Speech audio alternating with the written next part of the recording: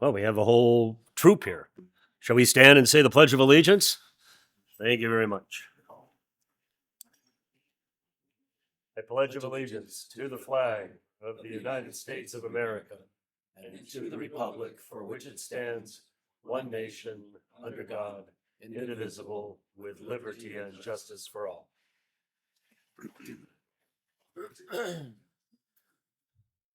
Mayor Pro Tem Penna is on vacation this week, so he's not in attendance. Otherwise, the rest of us are here. Can I get approval for the final agenda?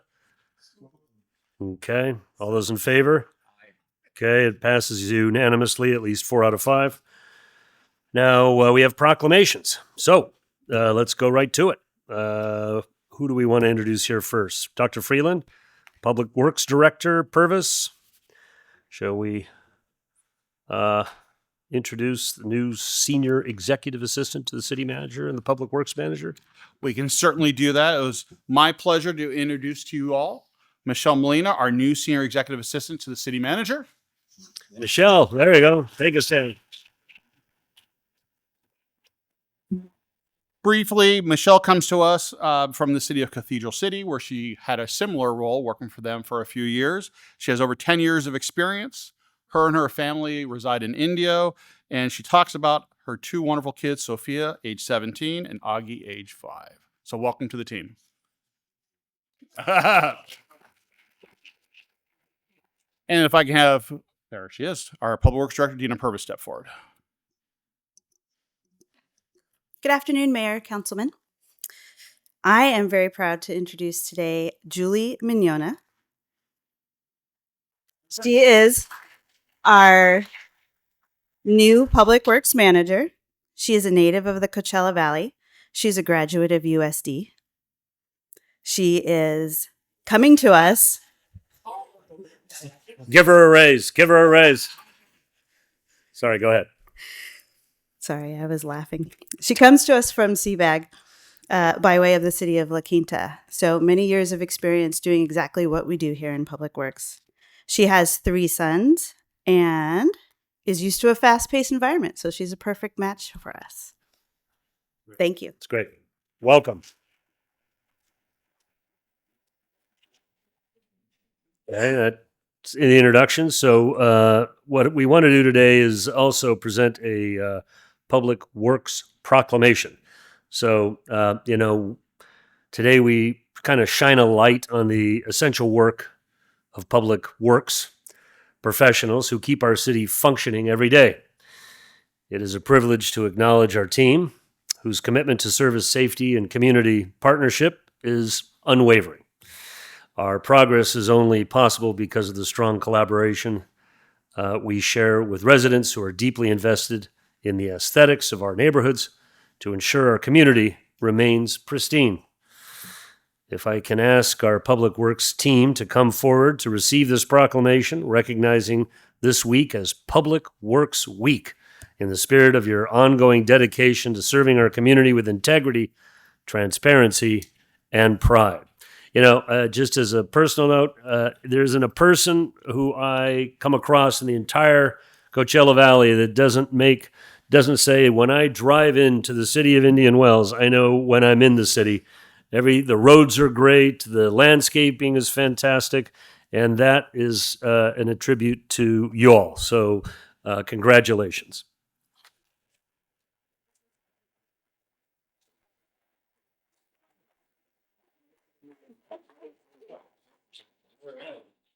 So here's the proclamation.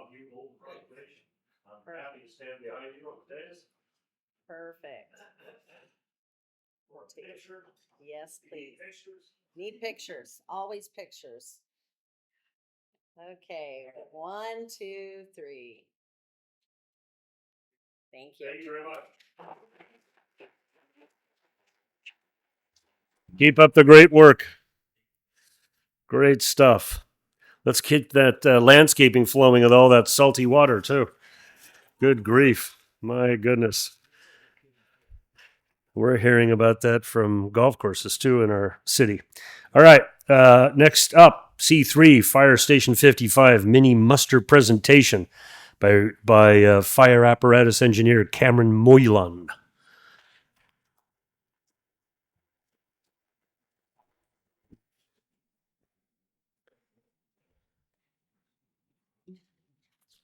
Happy Thursday. Happy Thursday. Good afternoon, Mayor and Council members. Today, I'm Cameron Moylan. I'm an engineer over at Station 55. So I want to talk a little bit about the mini muster. We have the mini muster. We used to have it once a year. We used to always have it in October, which was the Fire Prevention, Safety, and Awareness Month. So now we've moved it to 2 times a year. So we have one in March and we have one in October. So the mini muster is here to assist in providing fire training, safety to hundreds of local elementary schools, hundreds of local elementary schools. And then this year, I think we had almost up to 1,000 kids that we were trying to train in the fire safety training. In cooperation with Riverside County Fire Department, our unified school districts, and the cities of Palm Desert and Indian Wells, we are able to do this mini muster. So what we do for the mini muster is now we have it twice a year to accommodate for the high temps and the heat. So we will have one in March, and then in October, the Fire Prevention, Safety, and Awareness Month. We basically go into classes and give presentations, and it's really fun for the kids. You know, we show up, they get to make and break hose, we get to spray water, we get to show them our PPE, they get to wear our boots and turnout gear, and talk about fire prevention. We do something called the EDIF drill, which is the exit drills in the house. So basically we kind of simulate there's a fire inside a house, how they can get out safely, because fires grow rapidly so fast nowadays. So we try to give them the guidance and knowledge to get them out of the house. With that being said, we do have a mini muster art winner certificate, and I'd like to present that to Gwen Rucker. And is Gwen here today? Okay. So, oh, great. Artworkers. Look at that. That's fantastic. Turn around and show everybody. Yeah. Great. Okay. Great. I'll wait for you to come down. And here is a certificate for her that you can take with you. So say here. There you go. Why don't you come over here too? There you go. Right. There we go. All right. Please give Gwen our gratitude for her participation and her excellence. I will, and for those of you that don't know, this will be displayed next week in Palm Desert, and then it will be framed. And this picture will be framed, and it will hang in your fire station for a year. And then we'll collect it next year when we have next year's winner. Thank you so much. Thank you very much. Way to go, Gwen. Mayor, I have a little video as well to show. Please.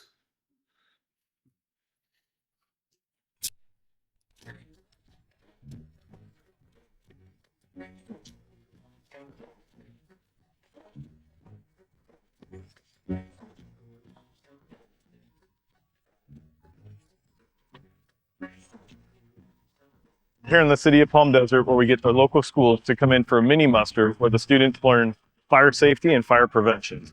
It's great for our firefighters because it gets them involved in the community, and the community could see the firefighters who are working for them.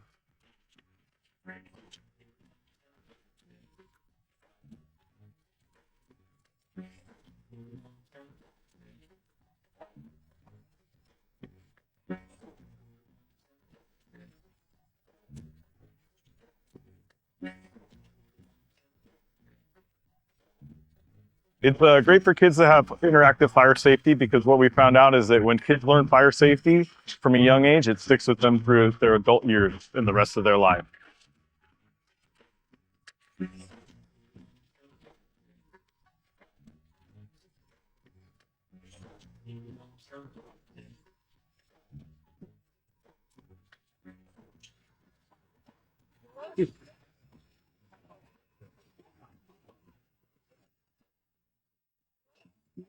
It's our pleasure to be out here today. We're glad to be out working with the kids and involved with the community.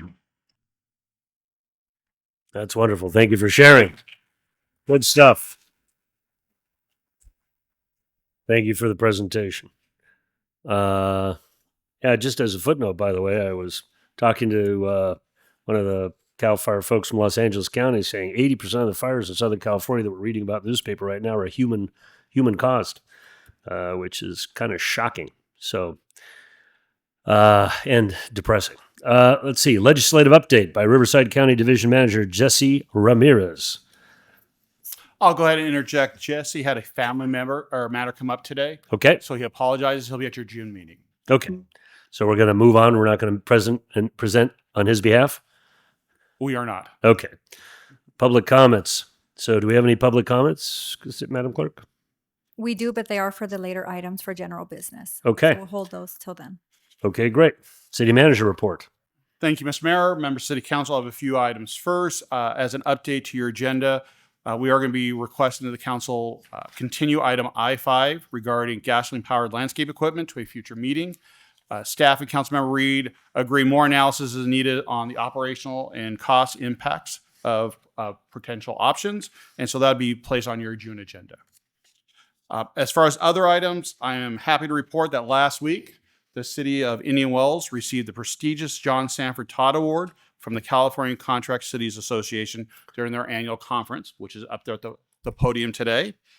This award recognizes a city for outstanding achievement in programming that exemplifies the contract cities model of partnerships, and specifically our partnership with the Cove communities, and how that has been an effective operation model for our three cities of Rancho Mirage, Palm Desert, and of course here in Indian Wells.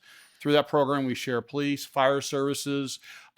Now we're doing much more with emergency preparedness, and we're looking at other opportunities as well. And so it's been a very good program, and Contract Cities recently recognized it. So congratulations to the community. Last week, I also want to share that at the budget meeting, there was included a recap of our solar project costs and savings. While we had our challenges getting this project completed on time, it has proven to be very successful in both how much money the city is saving, as well as the number of kilowatt hours being greater than we projected. Even more so, which is also exciting, is the original purchase price of the energy efficiency system was $9.1 million. And over the course of the last couple of years, the city has found additional $4 million in savings, whether it be from grants or other credits, to put the total cost of that program at $5.1 million. So it's a huge achievement for the community. And with that, Mr. Mayor, that concludes my report. I believe we're also going to do an update, Angelica, on this being an election year and the time for the community to consider running for city office, and you can share those dates. Yes, thank you, Mayor. So as your election official, I've been working closely with our city attorney's office to prepare for the November 2026 election. The election will be formally called at your next regular meeting on June 18th.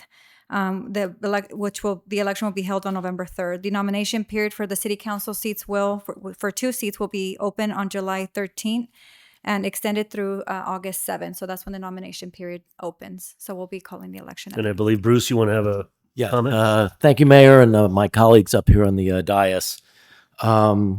This is a good time for me to announce that I will not be standing for re-election in November. And I want to thank everybody. This is not goodbye. It's a long goodbye, because I'm going to continue to be up here on the dais and working on city business until December, until the mayor hits the mallet the last time at that meeting, and there's a transition to a new council member. But I do want to give special thanks to Angelica, Chris, Eric, all of the staff, our city attorney, my colleagues on the dais here, and all of you and the staff back there. Thank you so much for all you did for me over the last 3.5 years, Kevin. And of course, the residents, all of you sitting out here in the audience today, and all of you watching on TV or may hear it from other sources.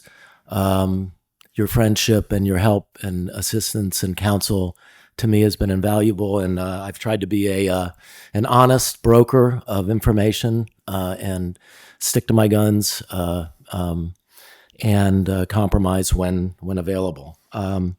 To Jenny, we are not leaving here. We're going to stay in our house in Indian Wells, and we're going to be a part of this community as we have been for the last 12 years. So I've spent pretty much the last 10 years working for the city of Indian Wells in one capacity or another.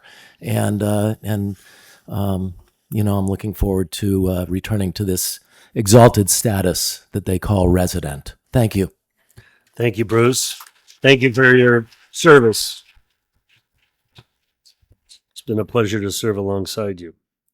So that Mayor, to yes. note, because of council members not seeking reelection, I did want to note that the nomination period will automatically be extended through August 12th. August 12th. Yes. Okay. Thank you. So let's get some great people running for office. Encourage all. It's so much fun, can't you see? All right. So city attorney reports. What do we have? Honorable Mayor and Council, as you know, the council met in closed session earlier today to discuss the items described on the agenda. No action was taken that needs to be reported under the Brown Act. However, the council has authorized me to share some good news with the community. We are nearing a potential conclusion to the Parsons litigation. The Court of Appeal issued a positive tentative ruling recently, and the court will hear oral arguments on June 22nd, coming up shortly.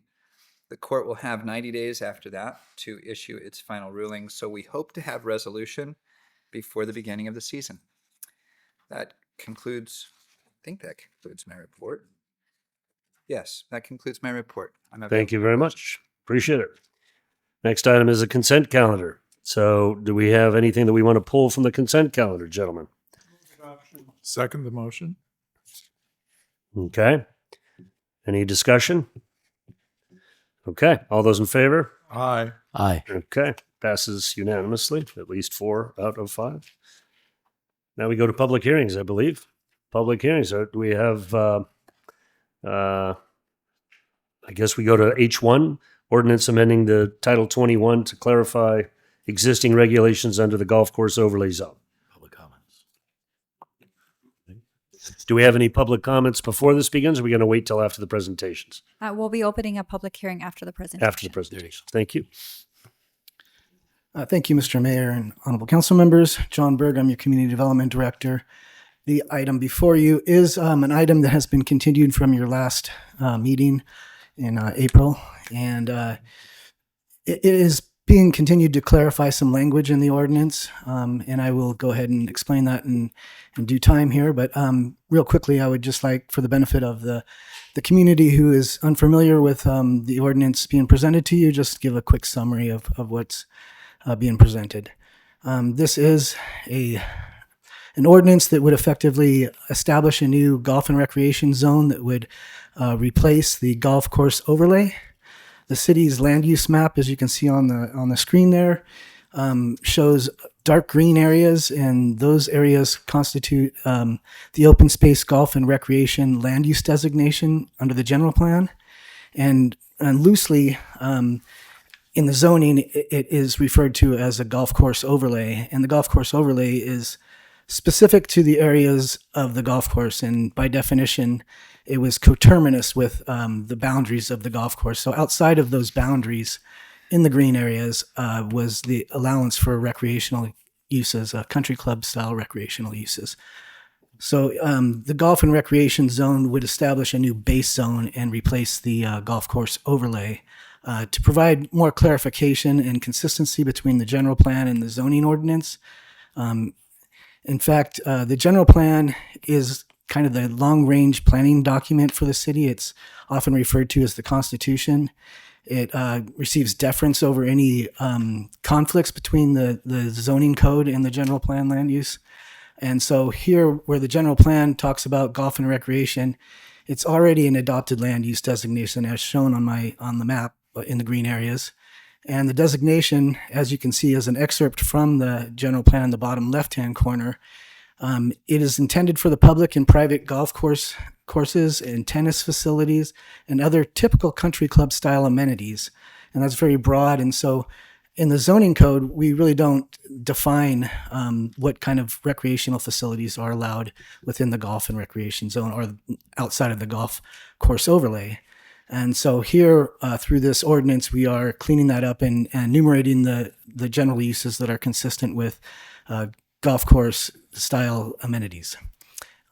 Also, it should be noted that General Plan Action Item CD 1A directs us to do exactly what we're doing here today. We're updating the zoning code to be consistent with the general plan to ensure it complies with the general plan.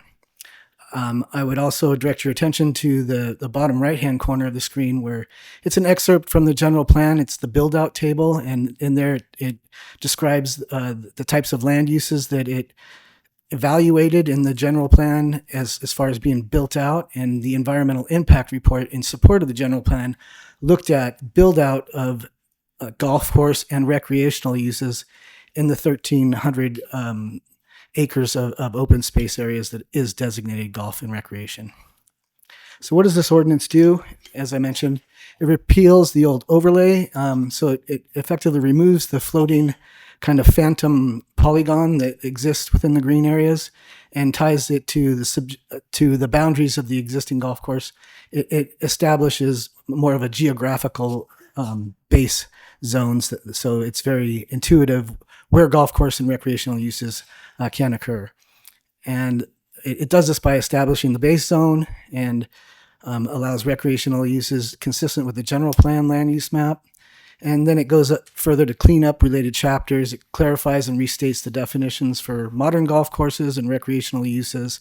The planning areas, it establishes a review framework and conforming edits across the zoning code to read as one cohesive update.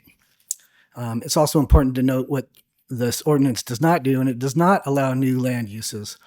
The land uses that are enumerated in the proposed ordinance are clearly established out in the existing country clubs if you go and view for yourself. And so it does not also amend the zoning map. The green areas stay green, and it does not approve any new physical development. So where we are in the process is we did present this for review to the Planning Commission, who recommended approval to City Council. We then brought it to Council, as I mentioned earlier, on April 16th. And an unintended issue was brought to our attention at that time. And so Council decided to continue the item, and they formed an ad hoc committee with Mr. Sanders and Mr. Councilmember Bruce Whitman. And staff was happy to work with them to kind of include their edits to the ordinance to clarify a concern they had with regard to the potential for future location of telecommunications facility within the golf and recreation zone. And so to provide some, I guess, background on that, what the ad hoc committee did was amend the language to specifically prohibit zone changes within. You cannot do a zone change in the golf and recreation zone specifically for a cell tower or a telecommunications facility. It has to be golf and recreation related. And furthermore, you can't propose a zone change if the parcel is not directly abutting a golf and recreational use. So in essence, you have to kind of justify a logical extension of the golf and recreation use to a abutting property. And also it can't be established for a cell tower. It has to extend golf and recreational uses to that property. Also, it was noted by the ad hoc committee that we should clarify that tennis and pickleball uses are consistent with country club recreational uses.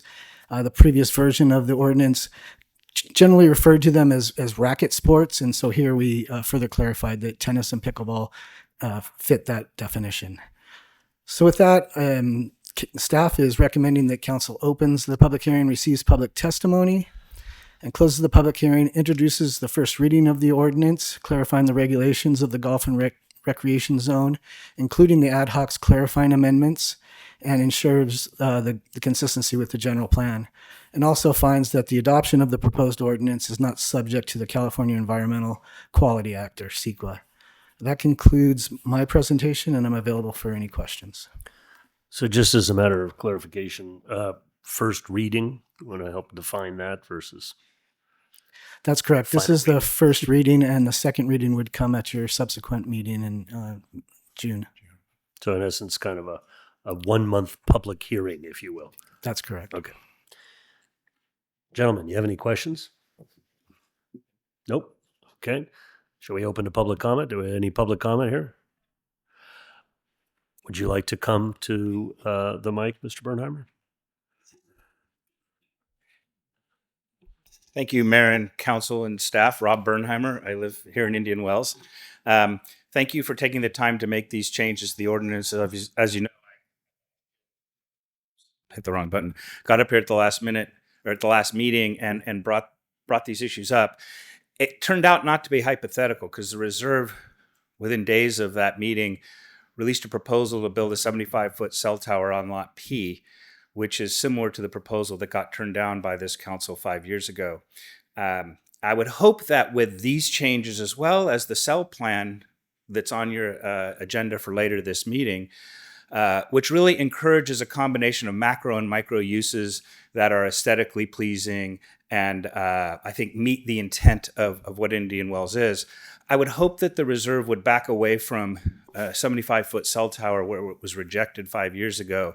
And I think, from the folks that I represent and work with, we would love to see great cell service up at the reserve. And we'd like to find a way to do that within the framework of the cell plan study that you guys have and the city's aesthetic ordinances.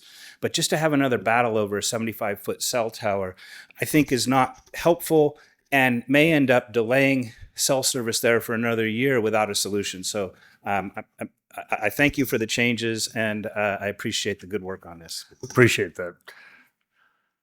Any other further comment from anybody? Now's your chance. Okay. Back to the council. Do I have a motion to I move the accept? recommended action. Second. I assume there's no questions. All those in favor? Aye. Okay. Aye. Passes unanimously. Let's go to H2, public hearing on city variances, recruitment, retention efforts as required by Assembly Bill 2561.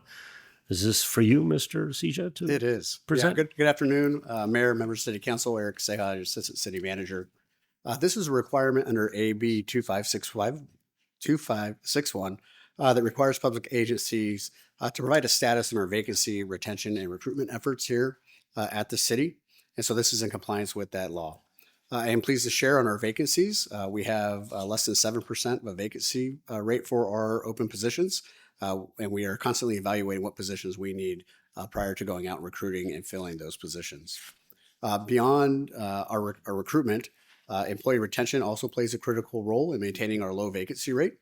We place high value on retaining talent and have implemented several initiatives to support this, including professional development programs to promote employee growth and development, team building activities that strengthen our workplace connections and workplace culture, and recognition opportunities for our staff. We also offer competitive compensation and benefits to support long-term employee satisfaction and retainment. And aligned with our culture of continuous improvement, our recruitment and retention strategies are regularly evaluated.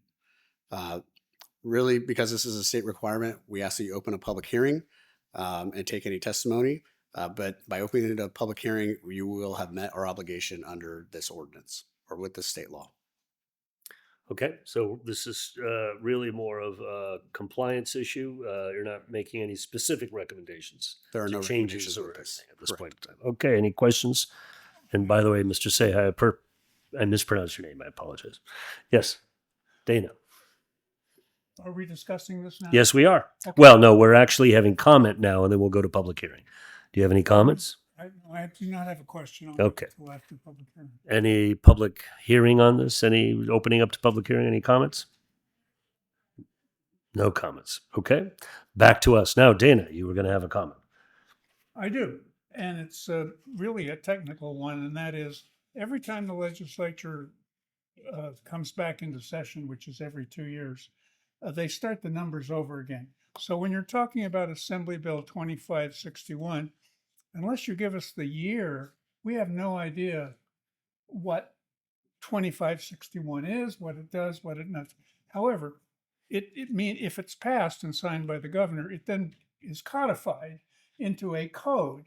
And instead of referring to an assembly bill where we would have no way of ever looking it up, if you could please refer to the code section where we could go online and read it for ourselves. If that's just a technical thing, it's just. But it's a very good point. Thank you for making the There's comment. just no way that we would be able to figure out what AB 2561 is because we don't know what year it passed. Thank you. So maybe we'll make a note. The city attorney is smiling. Thank you. We did provide the government code section in the staff report. We'll make it clear in our next presentation. Thank you. All right. So shall we, do I have a motion here to accept the recommendation by the staff? So, Don't we have to, it's just receive and file? We don't have to, okay. All right. So it's receive and file. Then so be it. We'll go to general business, update of City Indian Wells efforts to address flight path changes into Palm Springs. Dr. Freeland, I believe you're making this presentation. Thank you, Mr. Mayor, members of the City Council. This item is a discussion to update the community on the city's efforts to address the flight path changes into the Palm Springs Airport.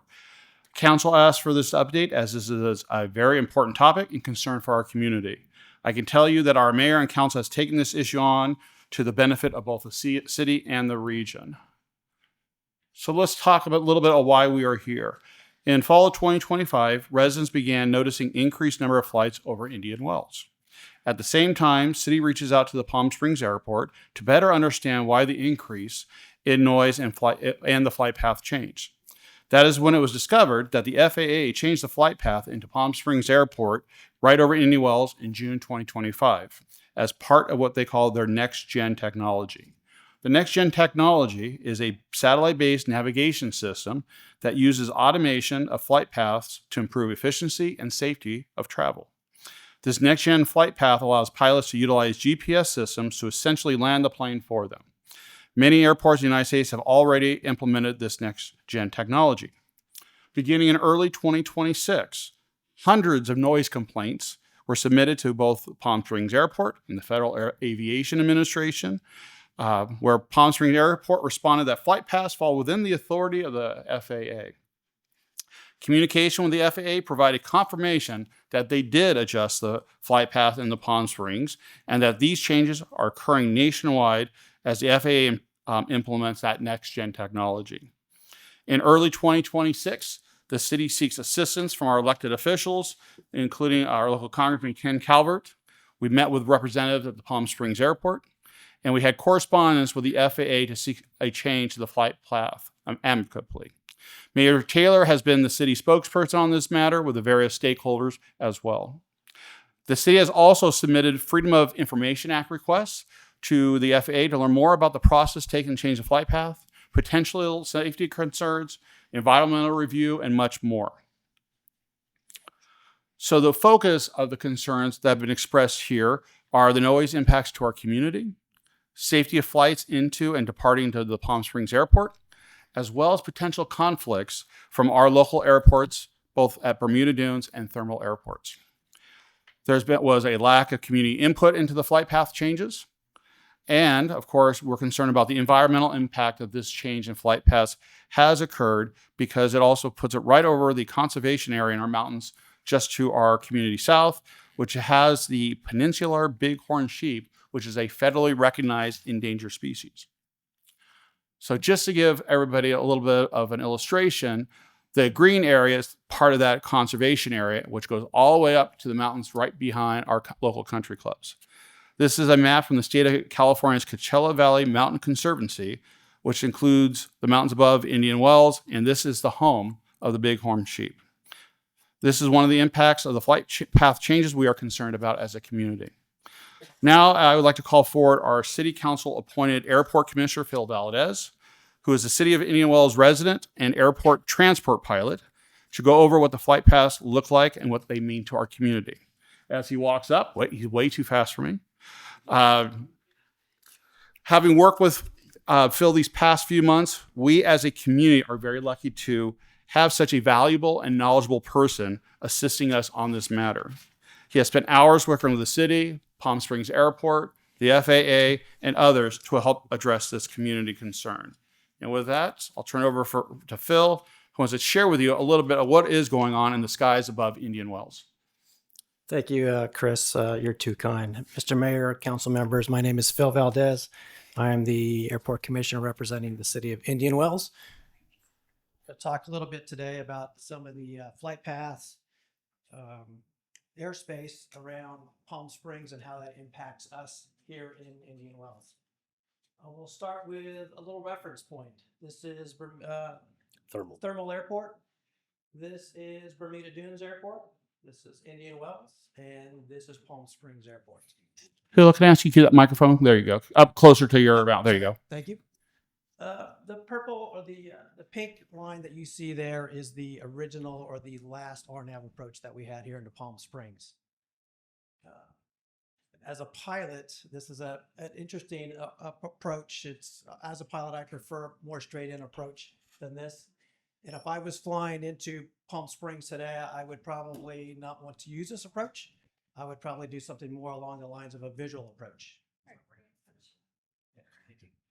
I would probably do a what we call a visual approach. And if I remember correctly, a visual approach is an approach in which the pilot determines his own flight path to the airport.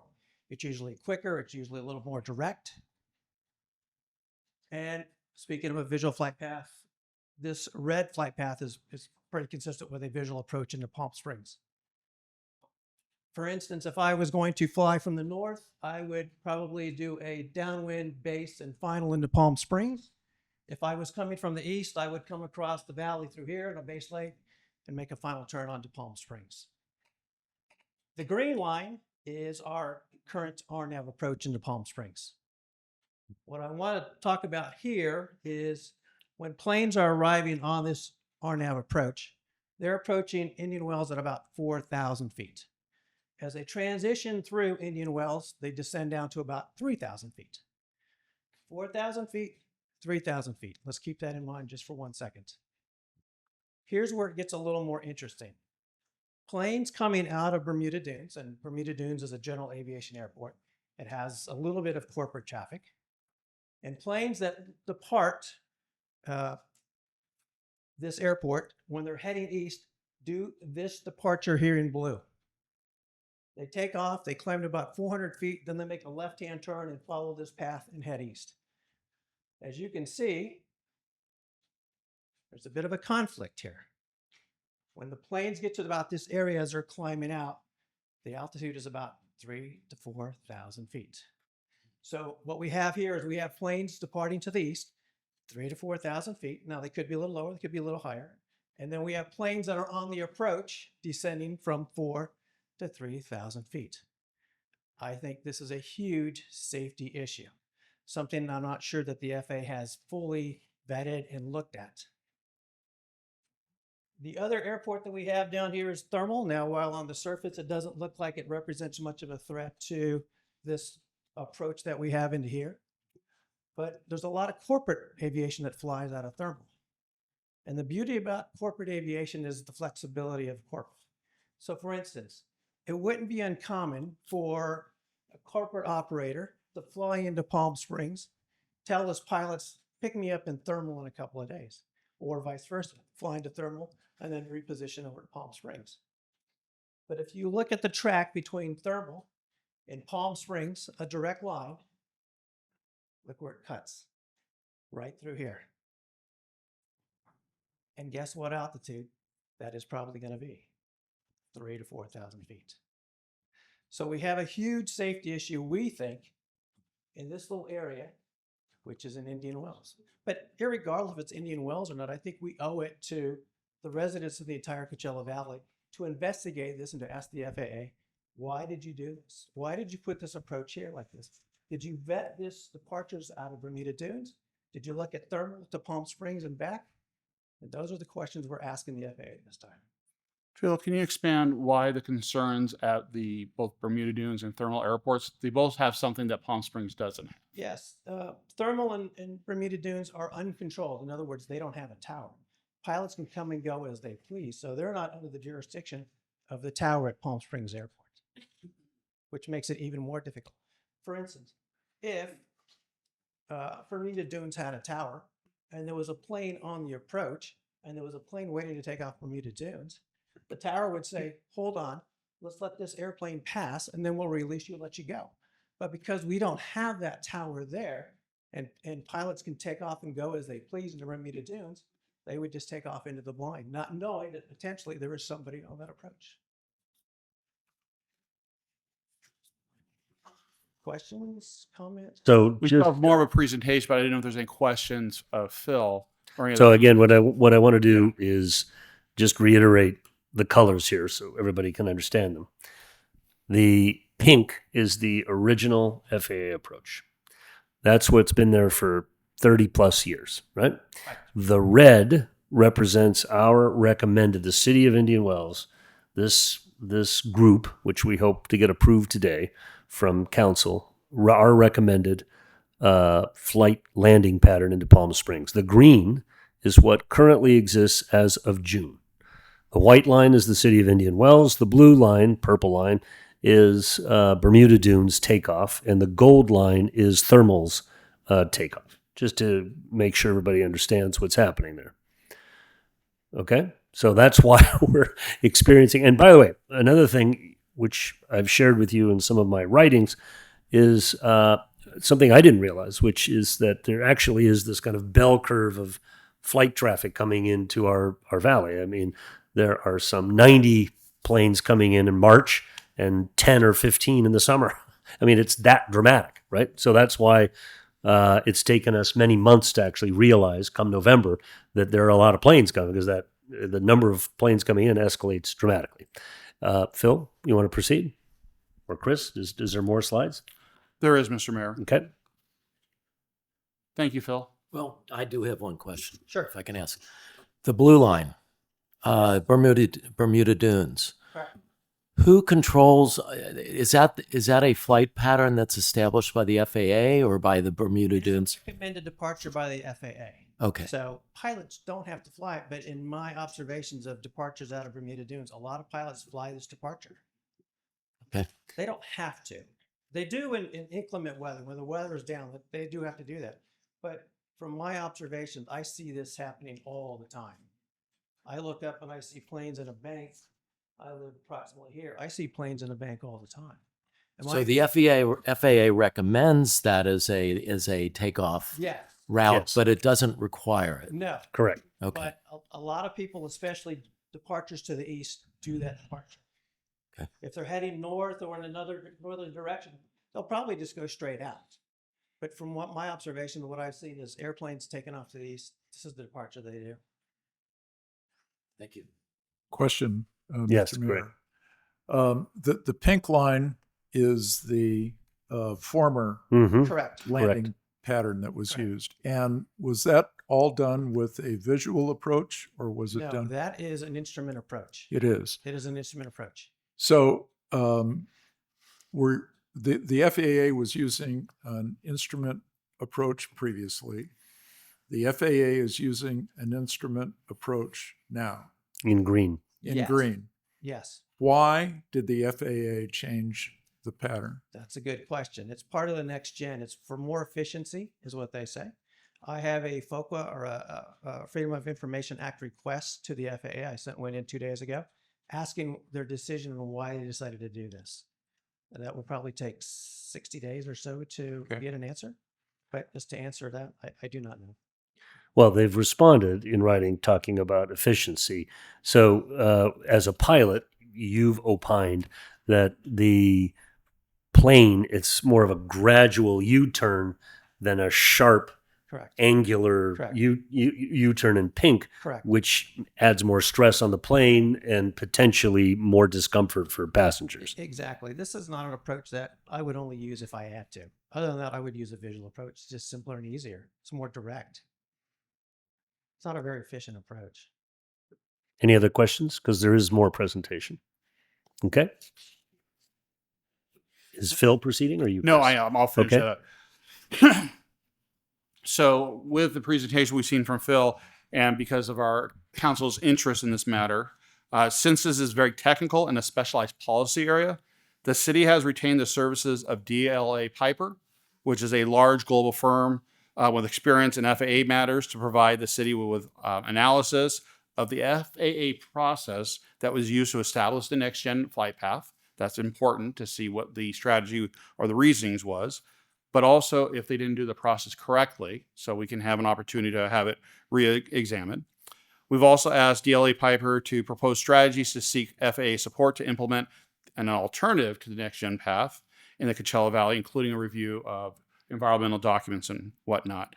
What I think was really impressed by the team that we've brought on board from DLA Piper is that the senior partner who's working on this matter for us, his name is Mark Nichols.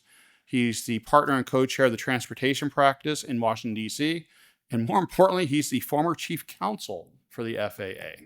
So that's an excellent asset, as well as Alan Garrick, who is an associate in the Infrastructure, Construction, and Transport Division there in Washington, D.C. And just this week, both Phil and I were introduced to another gentleman who is being brought on as a consultant to DLA Piper, who was a former FAA administrator. And I think, Phil, his role was monitoring commercial airspace throughout the United States. So he is another valuable asset for the review of the process that we're looking at. Once they've had the time to review the documentation, they will provide the city with some recommended next actions, which we brought forth for you at upcoming discussions with the FAA that we hope to have sometime this summer. So it is for these various reasons outlined in the staff report and our presentation that the City of Indians Wells is seeking the FAA to review the safety and environmental impact concerns of the Next Gen flight path, seek an alternative flight path into Palm Springs, including our preferred red path that we shared with you. And at this time, we're asking council to approve that recommendation. And with that, that concludes my report. Both Commissioner Valdez and I are here to answer any questions you may have. Thank you. I believe we're also asking for the creation of an ad hoc committee to proceed with this plan and advocate for this plan on behalf of the That's city. a wonderful idea. And so, and I would recommend that Greg and I be on that committee. So the motion, so any questions for team here? What I would say, just as an overall comment, is I've been really impressed with the amount of engagement by the community on this issue. I can't go to the grocery store without hearing about airplanes. It's very exciting, and I'm very empathetic. So, but one of the things that I just have to keep reiterating is that noise is not going to be something the FAA responds to as a reason to change a flight path. So we have been focused very much on the safety issues that are involved here and procedural issues. They also really shouldn't change a flight pattern unless they follow a very strict series of procedures, which we are exploring as to whether or not they've actually done that. So those are the two things we're focused on. And with that, if anybody has any further questions, otherwise I'll open it to the public. No questions? Is there public comments I on have this? one speaker card from Vicky Vargas Nason. Okay, Nikki Varga, please come on down. Good afternoon, Mayor Taylor and council members. My name is Vicky Vargas Nason, a resident of Indian Wells. I'm a little late to this party, but you'll find out why. First, I want to commend you on all the steps that you have taken to work towards this better quality of life in this city. Back in January and February, I recorded plane after plane after plane on approach to Palm Springs Airport while sitting in my backyard. This was just one of them. It was February 12th, about 2:30 in the afternoon. Look at that, it's not playing. The FAA has sneaky software. I would agree with that. Technology's great. They're when it works. deploying. Oh my goodness. That's all right.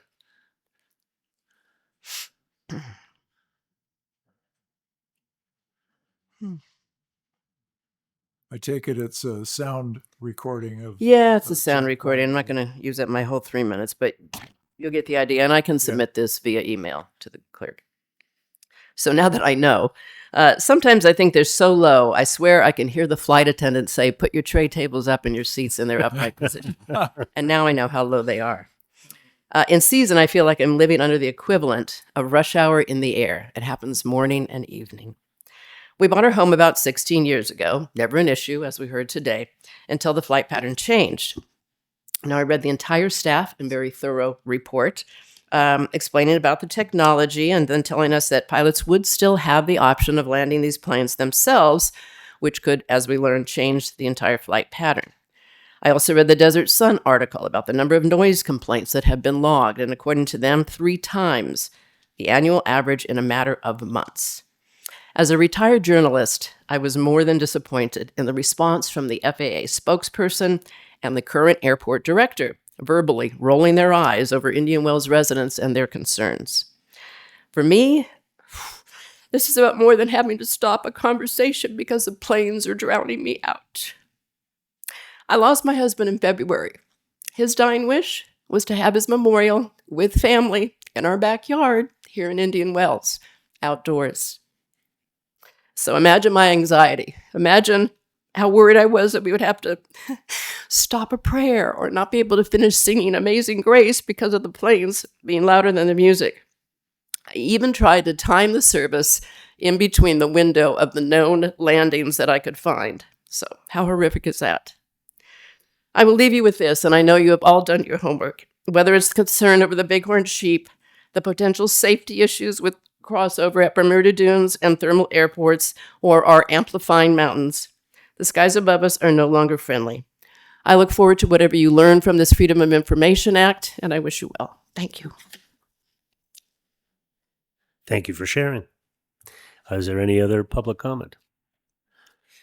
Mayor, if I could Yes, just please. restate the motion it sounded Please, like go a ahead. proposed motion. It would be to move staff's recommendation along with the formation of an ad hoc committee with yourself and Councilmember Sanders. Is that accurate? That's correct. Okay.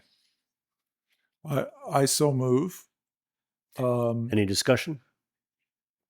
Second. Okay. Under discussion, I just want to give a shout out to Phil Valdez, our airport commissioner. I mean, what he's done, and the community should recognize this, is above and beyond the call of duty. And without his expertise, we wouldn't be nearly as far down the road as we are. So thank you for everything you've done. Any other comment? The only thing I would like to say to give some, I don't know, some hope is that as a lawyer, I did some legal research on this, and there are a couple of cases where in Phoenix and Newport Beach and a few other places where there have been some successes through litigation. And we have hired a top law firm, and you know, litigation can be successful, and let's hope for the best. Okay. Any further comment? All right. All those in favor of the motion? Aye. Passes unanimously. Thank you. All right. Now we go to the wireless master plan. Who's making this presentation? Risk Manager Werner. Okay.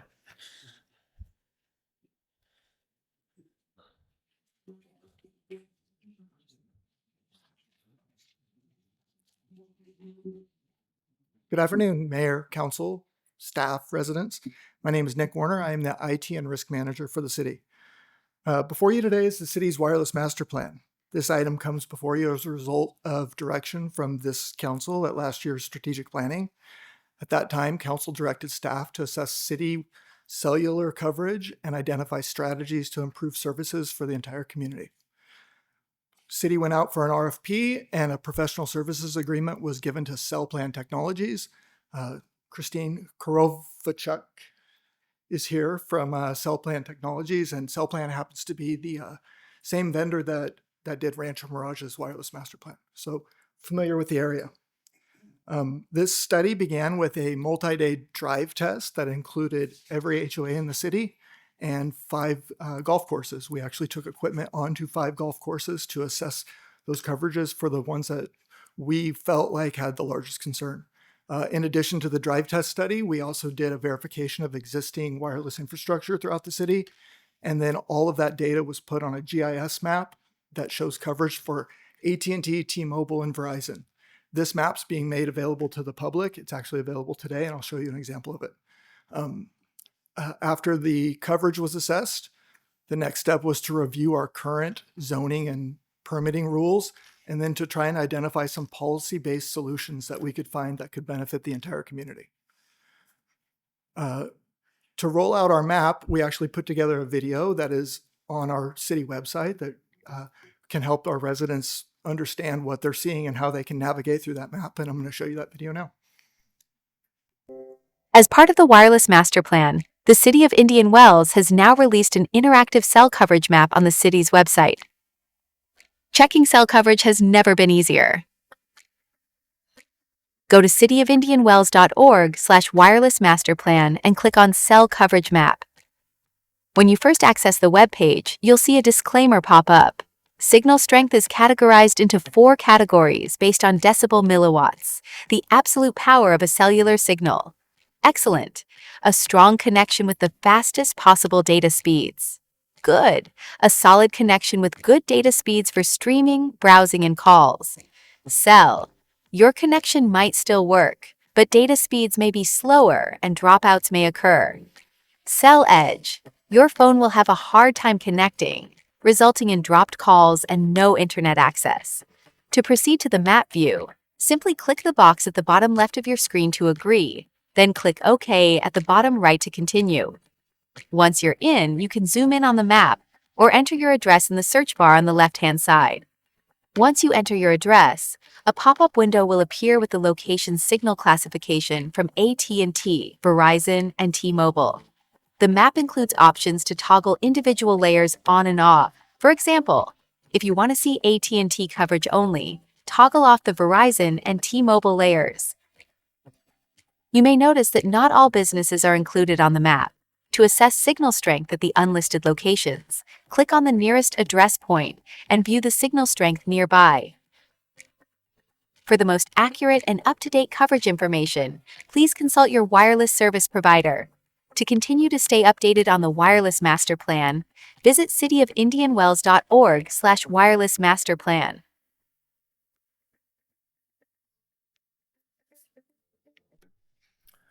So here's a sample of that map that we are showing. As you can see, it lined up with our expectations. Our expectations were that we had some unserved and underserved areas on the southern edge of our community, specifically in the clubs that are in the foothill area, as well as a little bit to the north of our community in the Toscana Country Club. We consider some of those major issues causing these include terrain, land use patterns, and of course, uneven sighting distributions. You can see where the tennis garden is, as well as our resorts. There's fantastic coverage there, and it's because they need the capacity and coverage. So with that, I'm going to turn it over to Christine to touch on some of the more technical items from the wireless master plan. Okay. Well, thank you everybody for giving me the chance to present. One of the things that I want to bring up is that cell phone coverage is not just about us using our cell phones. It's for chatting and connecting business or reaching relatives. It also has public safety implications. Not only the public safety personnel has to be able to reach us, they have to be able to use their phones, but we also have to be able to easily reach E911. So if we want to make emergency calls for public safety and for even family members or to reach somebody to help us. Today, there's a subject that comes up quite often was like, well, but now there's the satellite to cell or direct to device connection, which would be, can we use satellite for 911 calls? While that is true, and that is recognized by the FCC, this is recognized as a supplemental tool. It is not meant to be the primary means of accessing 911.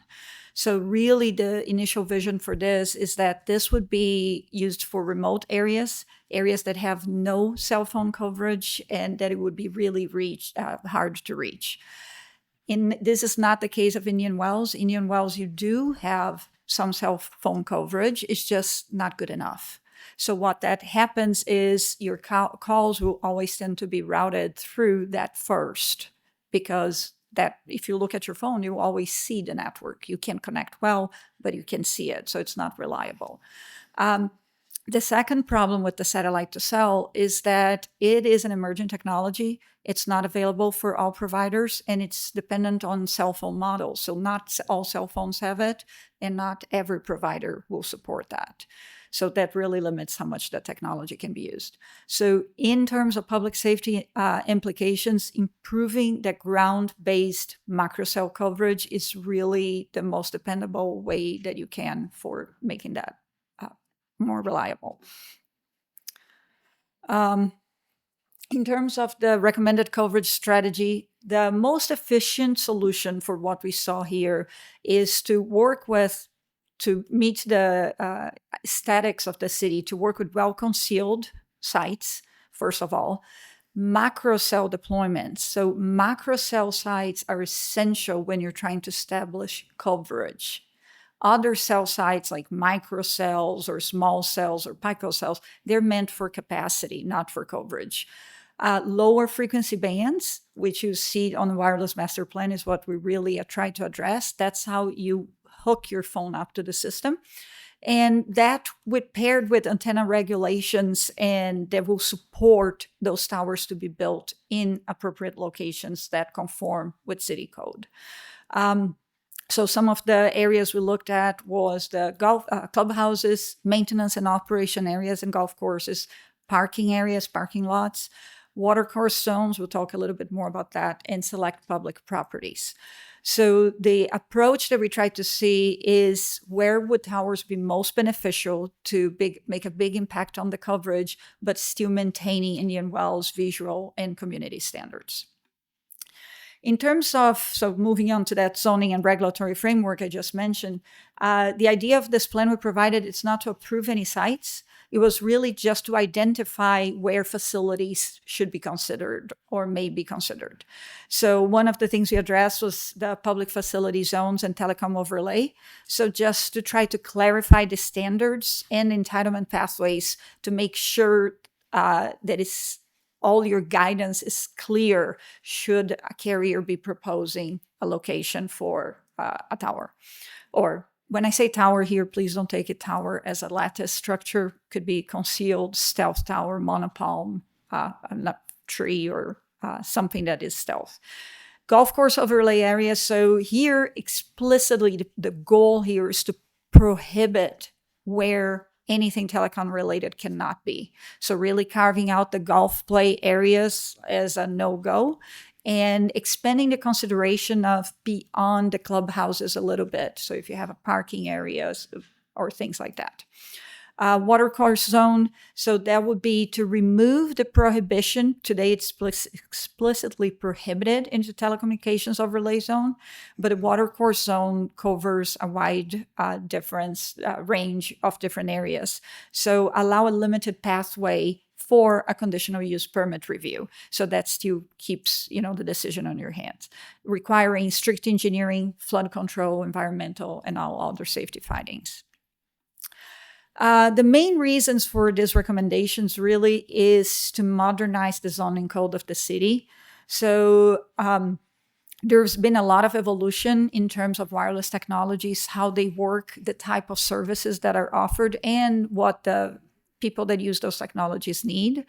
The zoning codes that were written for at the time of previous technologies.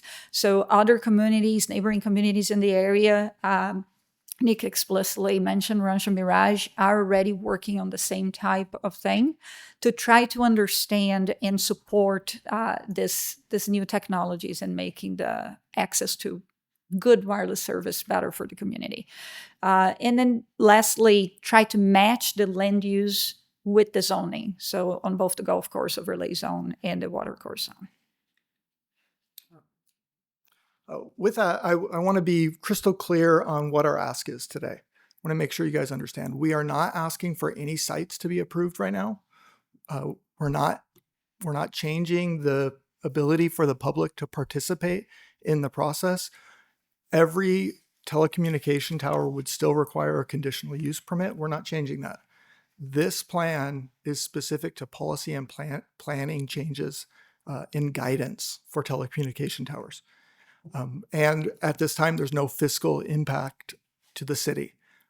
So our ask is to receive and file the wireless master plan and create a wireless plan ad hoc committee to help develop amendments to the zoning code to improve public safety and coverage throughout the city. And I do want to make sure I specifically thank Luis and John. They were instrumental in this process and understanding what our code is today and how we could make some positive change for our community, as well as Michaela for putting the video together. So anyway, that's our presentation, and we're available for any questions. Any questions? Greg? Maybe I'll wait until comment Okay. or public comment Yep. and then comment afterward. Okay. Anybody else? How far are we away from the more esoteric and modern peer-to-peer types of wireless? You're far. Very far. Very far? Yeah. What about, I hear about SpaceLink or whatever that is, the Elon Musk company? Isn't satellite to cell direct yeah, satellite. to cell. Yeah. Yeah, so that is it ties back a little bit with the types of devices and the operators. So there is a limitation there. Second thing is they're pairing that with terrestrial-based coverage because there's always a problem when you're talking uplink to a cell. So the evolution in satellite is the satellites are lower, but they're still very far up. If you think of your cell phone, you have very low, very limited battery power compared to the battery power of the site down. So for the satellite down, speeds, latency, quality of the call is good. For your phone up, that's where the challenge is now. I'm not saying that that's not going to be possible in 10, 15 years in the future. Okay. That's what I but meant. it's You were talking 10 or 15 years in the future. or more, yes. I Okay. mean, it will be slowly, but it's far. It's not there yet. Okay. So what you've shown us then is a study of where residents of our cities have cell phone coverage and where they may not.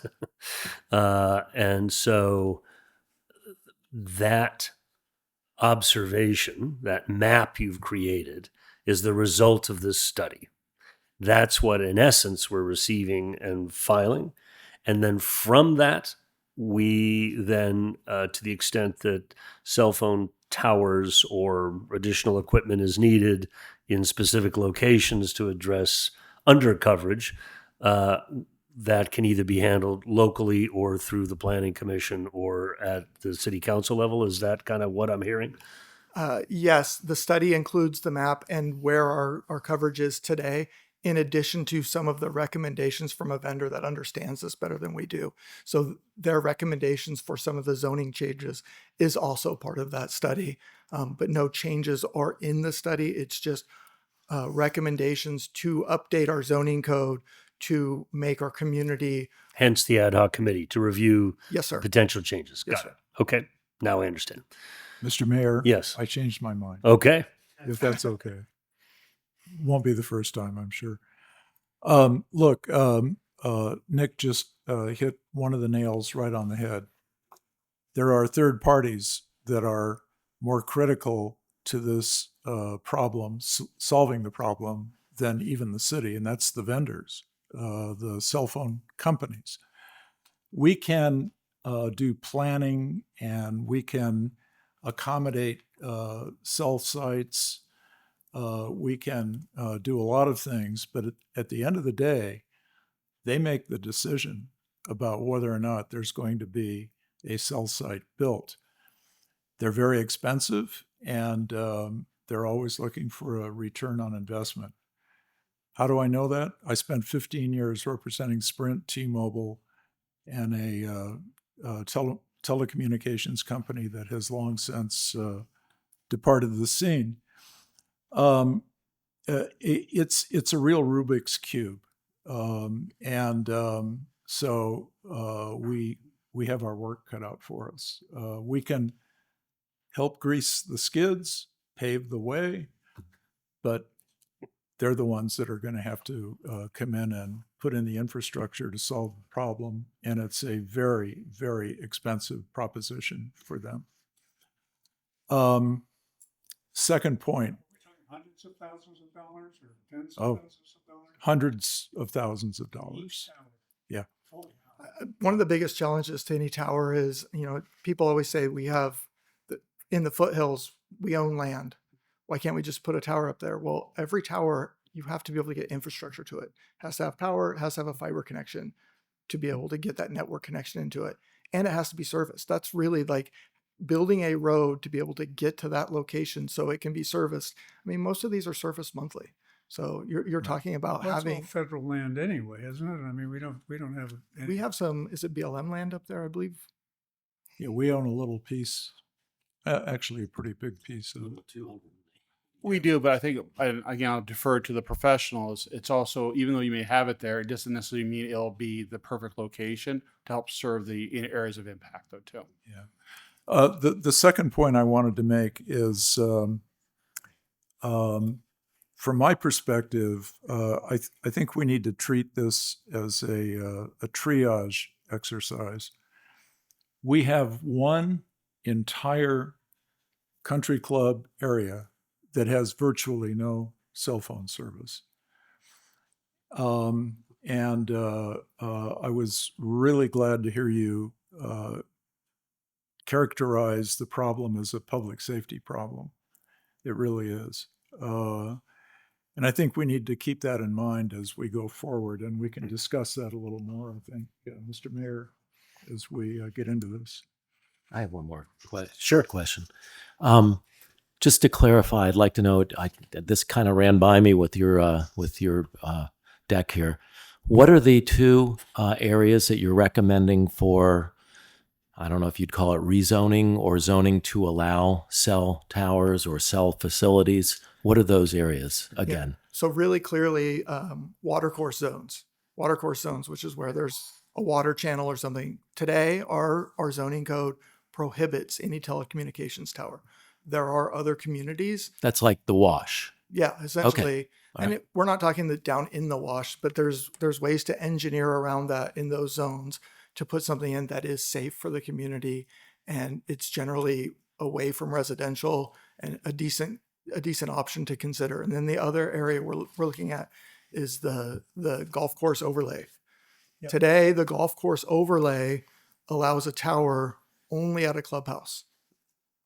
And what we're asking to consider is the option to open that up to non-direct play surfaces. So maintenance yard, an outside area, parking, anything that's in that golf course overlay that's not going to impact a direct play surface.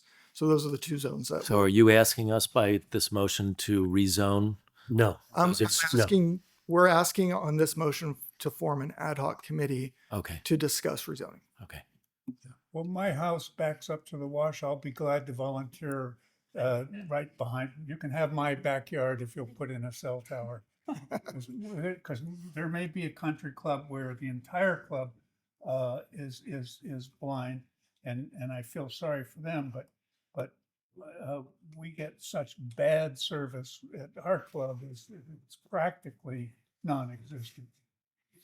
Well, what you have to keep in mind is this technology, while it appears to be very exotic, is really just old Marconi radio technology. And Radio Shack type. yeah, I mean, it's jazzed up with a lot of modern features, but in the case of Indian Wells, we have a real problem with terrain. So terrain blocks the radio signals. These sites have to be able to communicate with one another, and when they can't, then you get drop calls, block calls, and that sort of thing. And so it's a challenge here, a real challenge. Any further comment? Otherwise, we'll give it over to the public for public comment. No. Angelica, do we have any public comment? Yes, we do have Frank Holland. Okay, Frank, come on down. Again, if you could state your name at the mic. Yeah, my name is Frank Holland. I'm president of the Board of Governors at the Reserve Club. And Mayor Taylor, Councilman Reed, Sanders, and Whitman, I appreciate the opportunity to comment here. presentation that Nick just did is we completely support at the Reserve Club. We are one of those communities that is squarely in the red, according to the map that Nick presented. And it's become a public safety, in fact, life-threatening concern for our members. Which I know you all know, because that doesn't exist strictly at the Reserve, it exists elsewhere as well. The only comment I wanted to make here today was to thank you for the seriousness with which you're taking this particular initiative. I know it costs a lot of resources, tremendous amount of time on your part to understand the issues, which are not easy. They're incredibly complex, as well as the staff time. So I was encouraged to see the zoning changes that you made earlier with the golf and recreation zone. I hope that does become a springboard to create and adopt some of the ideas that Nick has shared here earlier in the presentation with respect to places that we will be able to build a macro site. A macro site is something that, we have been doing for, I don't know, the last 8 or 9 years, our own research on what kind of technology might be available, and came to the same conclusion. Macro sites are really the only way right now in order to abate what we consider a grave risk to human life and public safety. So thank you very much for the attention you're giving the project. We appreciate and eagerly await the outcome. Thank you very much for your comments. Madam Clerk, do we have any other comments? We have one more request to comment. Mr. Bernheimer. Thank you again, Mayor and City Council. Rob Bernheimer. I just want to give a little history, if I may. I looked back at this. The first ordinance I signed as mayor in December of 2002 was the telecommunications overlay. And the city back then, 25 years ago, hired consultants and put a lot of time and effort into coming up with a plan. We had really bad cell coverage at the time. I think when you fast forward 25 years and you look at the city, yes, we have El Dorado and the Reserve that still have they're underserviced. But nobody in the city can look up and point to a cell tower. They don't know where the cell towers are in Indian Wells. And that's unique. When you drive through the other cities, you see these ugly cell towers everywhere. And that was our goal 25 years ago, was to create cell service for the city, but do it in a way that's stealth and invisible. And I think this plan is a good continuation of that. It shows you where the gaps are, but it still takes advantage of the telecommunications overlay, which gives a hierarchy of ways to be able to provide that coverage, but still respect the views that we have here in Indian Wells and the idea that we don't want to look at this equipment. And I think that this is showing that the past 25 years was a huge success for this plan. And now we just have to take it to the next level and finish the gap. So thank you for putting the time and effort into this. Thank you. Thank you for your comment. All right, back to council. Any further comment? Otherwise, I believe this is a receive and file. No further comment? I think it would be appropriate for the council to give some direction to the staff and to create the ad hoc committee that's been recommended. As I indicated before, from my perspective, this is a triage exercise. And in terms of what our responsibilities are as a city, what I mean by triage is focusing on those communities that are grossly underserved or not served at all, and accommodate cell phone coverage in those areas with appropriate zoning. And I think that would be the task of the ad hoc committee. And I would really like to see the ad hoc committee do its work with a great deal of speed. This is a public safety issue.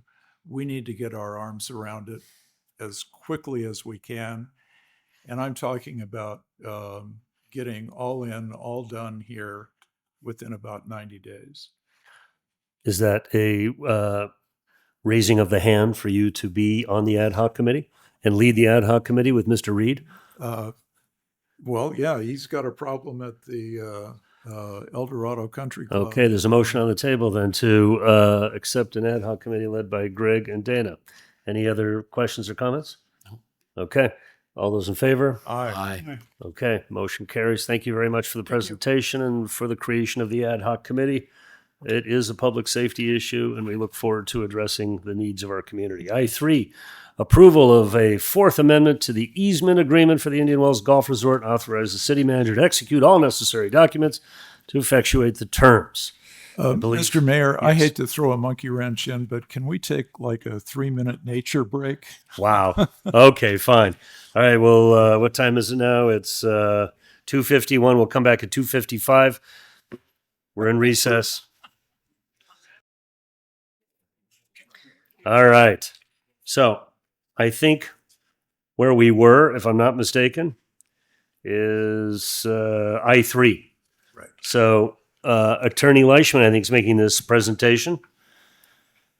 Over to you. I am. Thank you, Mayor and Council. As you are well aware, one of the city's most valuable assets is the Indian Wells Golf Resort. The Indian Wells Golf Resort exists because Hello, can we get order, Mr. Mayor? Yes. Order. Hey, Or, order. as they say in the House of Commons, order. Please proceed. Thank you. Back in 1985, the predecessors in interest to the city, the Hyatt and Renaissance hotels entered into an easement agreement. It's that easement agreement that allowed the development and allows the existence of the Indian Wells Golf Resort.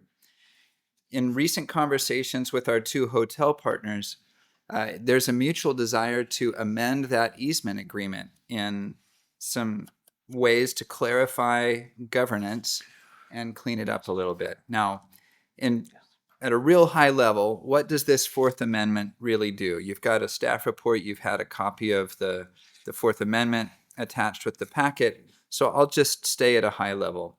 First, it updates the party names to reflect current ownership. A lot of time has passed, the properties have changed hands, and the city is now in possession.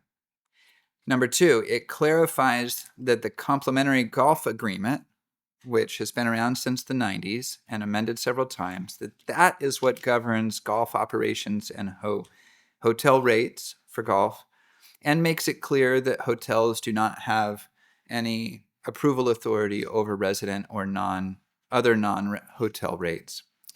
Third, it reduces unnecessary approval rights between the hotel owners. And fourth, it allows for two-party amendments if they only adjust the boundaries of a city-held easement over property held by a hotel to make those kind of easement adjustments more streamlined. As I said, it is a clarification, a clarifying, and it is a clarification and a governance cleanup amendment. I want to be very clear, this Fourth Amendment does not change any permitted use or activity. With that, I'm available for questions. Yeah, just a quick question. This is not in consent calendar because it involves property? Correct. Okay. Any questions for Team City of Indian Wells? No? Any public comment on this? Okay. Do I have a motion to approve? So move. Second? Second. All those in favor? Aye. Aye. Motion passes. I4, approve terms for an exchange for real property with the Renaissance Hotel for Indian Wells Golf Resort. Authorize the city manager to execute all necessary documents to effectuate the terms. Dr. Freeland, over to you. All right, thank you, Mr. Mayor, members of the City Council. With the action you just made, it allows for us to move forward with the item I4, which is the approval of terms for the exchange of real property as the mayor introduced. Before you is a slide that shares with you the 1985 easement agreement that the city attorney just spoke about, which was an agreement between both the city of Indian Wells, Hyatt, and Renaissance, where the two hotel partners provided land through a perpetual easement for the golf resort development. It is important to note that the easement agreement limits the city to only use this land for golf-related purposes. So the city can't sell the land to another party. The city can't lease it out for a non-golf related business. For example, we can't put a Starbucks on this land or any other hotel operator. Remember, an easement is to use someone else's property. The city does not own any of this land. In the picture on the screen, this is important because you see this large red trapezoid that circumvents all the way from Highway 111 to the Whitewater Channel to the eastern border of the Renaissance Hotel, up and down Indian Wells Lane. The shaded area, let me get this going again. I hope, there we go. Or not. We can see the You shade. can shade there. Yeah. So the shaded or hashed area is actually the area subjected to the 1985 easement agreement. As you can see, this area includes the former hole 18 of the players course, Indian Wells Lane entering the golf resort, and also the golf resort clubhouse, parking lots, and driving range. All of the city assets are on somebody else's property. So why are we here today? For years, Renaissance has expressed an interest to expand their hotel operations to improve guest experience, remain competitive as a premier tourist destination, and to create this as a premier destination and offer new amenities that will drive new revenues to the city. In 2022, Renaissance and City began serious negotiations to change a portion of the easement where the former hole number 18 of the players course was located to allow Renaissance to develop new amenities for the guests, specifically an expansion of the pool area and other outdoor recreation amenities. These negotiations have been on and off for the past 4.5 years. Renaissance has shared with the city that they have turned business away when or at near capacity because they do not have sufficient pool area to meet guest demands. Those hotel properties and other hotel properties, in the Coachella Valley, have expanded their pool areas, have done so with great success. A great example is the expanded pool facilities at the Grand Hyatt. A change to the easement over the former hole 18 would allow the Renaissance to complete these new amenities. As part of the negotiations, the city's primary interest was to gain ownership of the land underneath the golf resort clubhouse, parking lots, driving range, and the road into the golf resort. In addition, the golf resort continues to see business increase and it has a deficiency in parking. So we've also made parking a great demand for the golf resort. Therefore, repurposing a portion of hole number 18 for parking helps to satisfy that demand. The plan is to add about 100 parking spots on a portion of the former 18th hole. The city, with Troon's assistance, also examined options to repurpose hole 18 for a golf-related purpose during negotiations with Renaissance. Specifically, Troon thought there might be a market for a short game training facility. The challenge with this concept was that it would cost the city approximately $1 million to construct, with an expected profitability of about $100,000 a year, meaning it would take at least 10 years for a return on our investment. During negotiations, Renaissance provided the city with documentation that once the new amenities were constructed, the city would increase occupancy and rates at the Renaissance. Once completed, Renaissance and Marriott projected the city will receive conservatively $3.9 million in new transient occupancy tax, or TOT, over the next 10 years, compared to having no additional amenities. It is important to note that while Renaissance provided these numbers, also Marriott Corporate, our city's third-party economic development consultant, Cosmic Companies, and our own finance director have validated those projections. Economically, it makes more sense for the city to exchange the easement over the former hole 18 to allow Renaissance to expand, which requires no city investment and generates a much larger new revenue stream to the city once the project is completed. This is a rendering of the conceptual Renaissance expansion with an expanded pool amenities and potential for outdoor fitness equipment. Again, this is just the concept they are looking at. With this proposed conceptual project and the completion of the city's due diligence, the city and Renaissance have completed negotiations to vacate our easement interest for Renaissance expansion in consideration of a number of provisions. The 6 acres will have a deed restriction. So let me go through the different deal points if I may first. The city will receive ownership of 8.6 acres of land. Approximately 6 acres of that land is where our clubhouse, parking lots, and driving range is located. approximately 1.6 acres of land, inclusive of Indian Wells Lane, from Highway 111 to the golf resort, including the traffic circle, to ensure that it remains open to public as public right-of-way. And then, of course, as mentioned, the 1 acre on the former hole number 18 to construct a new parking lot. Renaissance will also provide a one-time $3 million payment to the city.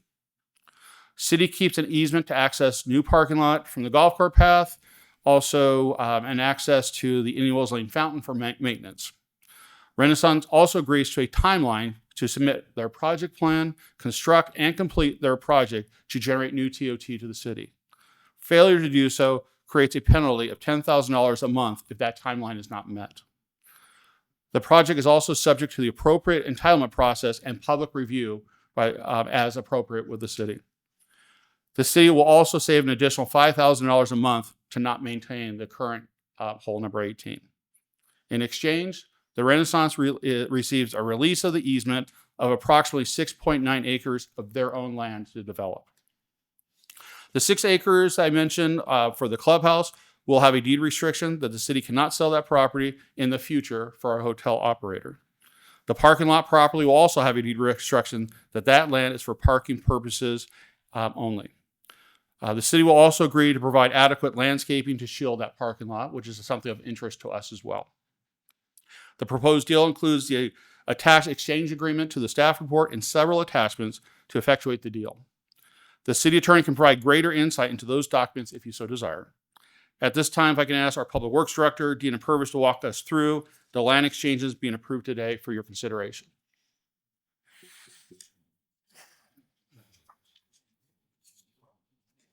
So you see the Microphone. Thank you. Thank you. The large parcel shape that Chris was showing earlier, going all the way around the property, that is all of the Renaissance property. This area here in the black is the area that's going to be released. This piece actually does extend to here, and there is another piece up here that didn't show up on this exhibit. The city will retain an easement here and here. This is for golf carts. This is for us to maintain the fountain. We'll receive this parcel for right-of-way, and we'll accept it as right-of-way. We'll have this parcel for the parking lot. And then the clubhouse, solar, parking lots, and driving range are there. There's a green easement from the city for public use, basically, so that people can have a way around when they're coming from the hotel and going down to the street. And I can answer any questions. Any questions? Thank you. Yeah, I questioned the new city parcel 3, that's 1 acre, did you say? Correct. And that's room for about 100 cars? That is correct. Is that self parking or 100 cars with a valet parking? I'd have to check with staff on that. If it's. Do you happen to know? It's expected to not be self-parking. Not be self-parking. Okay, so in other words, it could be bumper to bumper because it's going to be valet. Just as you would with valet. Okay, fine. Thank you. For clarification, what staff is sharing that it's going to be striped for 100 spaces. If you did valet, like you're mentioning, at the head-to-head, you might be able to squeeze in some more for special events. Is there any more to the presentation? There is. I just the final conclusion of it, if I may. Thank you. Or not?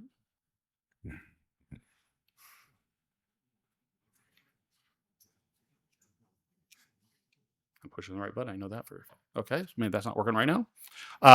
Staff recommendation is that council approve and authorize the city manager and city attorney to finalize, makes non-substantive changes and execute an exchange agreement and related documents between the city and the owner of the Renaissance Hotel, subject to acceptance and signature by Renaissance.